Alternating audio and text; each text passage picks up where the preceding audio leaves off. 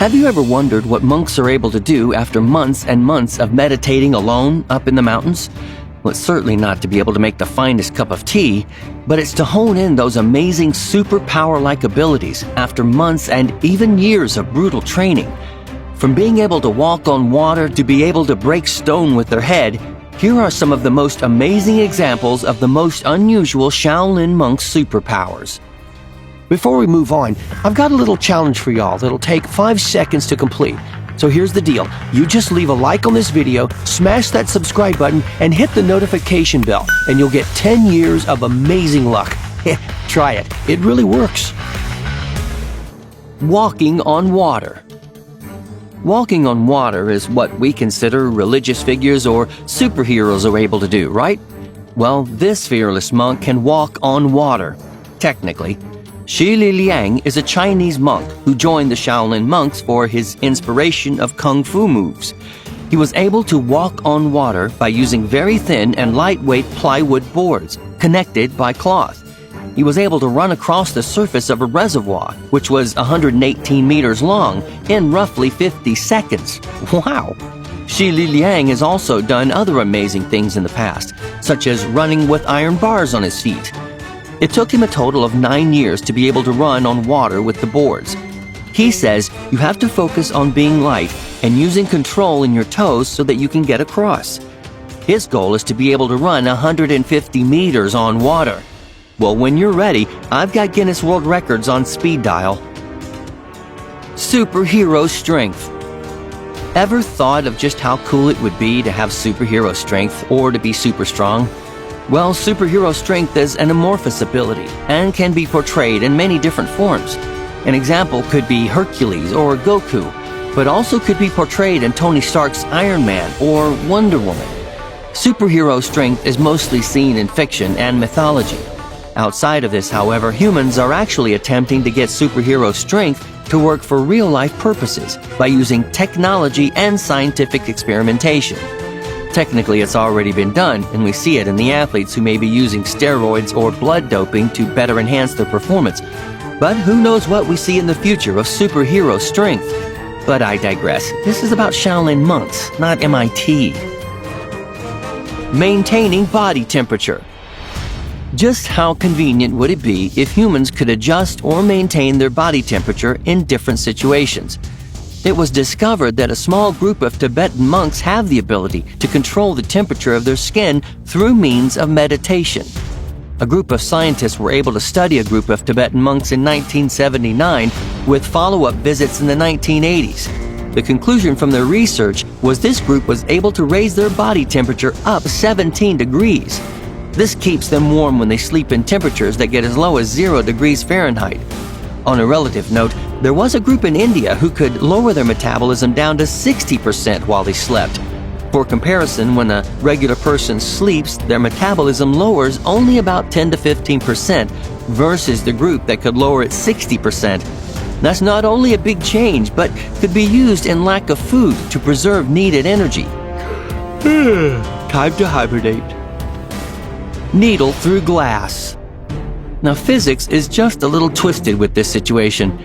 There's a monk that's able to throw a thin needle through glass, shattering it. If you ask them, they claim that this technique is all about using a combination of focus and channeled vital energy called qi.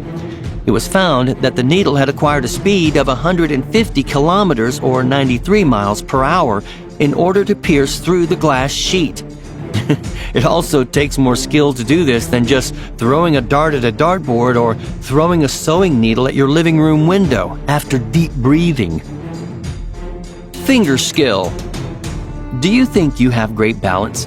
Well, this monk has amazing strength and balance, as he's able to perform an inversion stand on just 2 index fingers. Now, if I explain this wrong, just tell me in the comments, okay? I'm not embarrassed. He starts the inversion stand by having 1 index finger stretched out on one hand and all the fingers stretched out on the other. Next, he then pushes himself up to an inverted position with the hand that has all the fingers outstretched, balancing himself on just the 1 outstretched finger on the other hand. They're able to do this by training hard for years. Their training consists of using trees to practice on by punching the trees with their index fingers to build strength. This led to small indentations that were left in the trees as evidence of this practice. Trees tell no tales. Truth. Iron crotch! Anyone knows that kicking someone, mostly men, in their crotch can lead to very high levels of pain and agony. Well, shockingly, some monks are able to practice a technique to get around the pain from being kicked. Really? Well, this is called the iron crotch. I like the way I said that.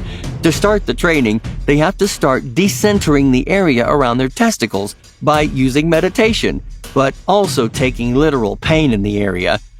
After they can withstand the pain from that, they move up to more painful procedures, such as needles and rolling pins. Oh, there is a con to this, however, and that is reproductive health. You think? When practicing this technique, the reproductive system takes a lot of damage. It is possible to try to fix the reproductive health or prevent it from declining due to the blows taken in the area with techniques such as physical therapy. This, however, can't stop it from happening eventually, however, and it's a choice they have to both make and live with. Well, someone has to take the hit for us. Why not them? Oh. Iron head.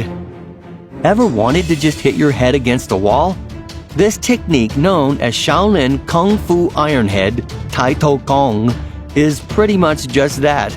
The student starts by wrapping their head in 10 protective layers of silk and hits their head against a wall at different angles. Then, every 2 to 3 months, 2 layers of the protective silk are removed.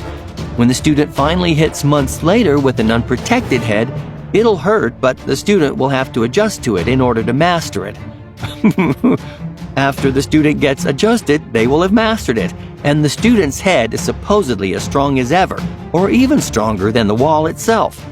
Some monks are actually able to break through stone walls just by headbutting it. Basically, the technique strengthens the skull bones in order to withstand the force. This is something to think about the next time someone calls you hard-headed. Iron bull. Bulls are known to be pretty hard and to also buck pretty hard, so it's proper for the name of this practice to be called the iron bull. This technique is basically used for strengthening the external power of the body, like a bull. This is started by first scraping the skin of the abdomen by scarring it in order to toughen it.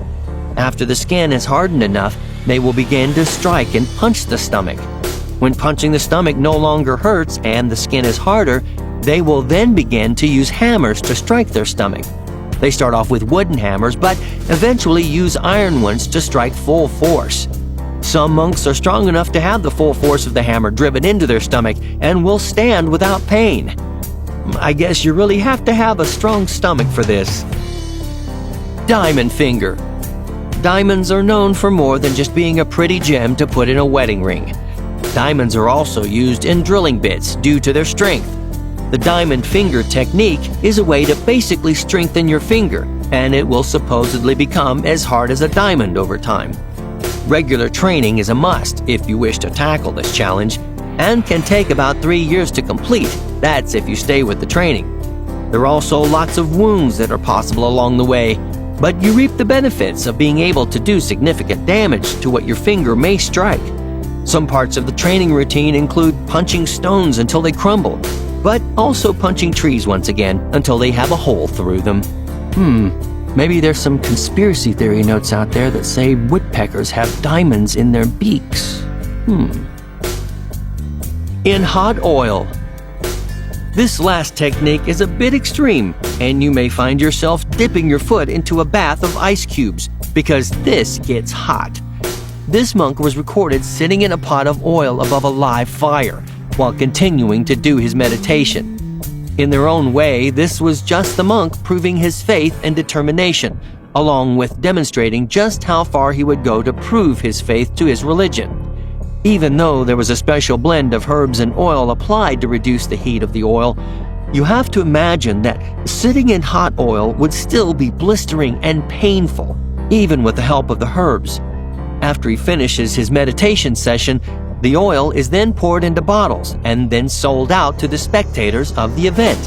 If you look really close, you can see in small print, "Do not attempt this at home." Those monks, they're always thinking. Which one of these Shaolin monk superpowers has inspired you the most?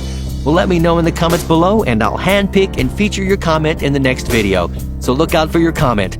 And now it's time for the featured comment from one of our previous video. This one's from the Unusual People Who Play Professional Sports episode. Lee Meyer wrote, "They're amazing. All the perseverance and braveness they show. Heart." I agree.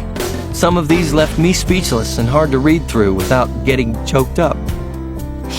But I don't cry.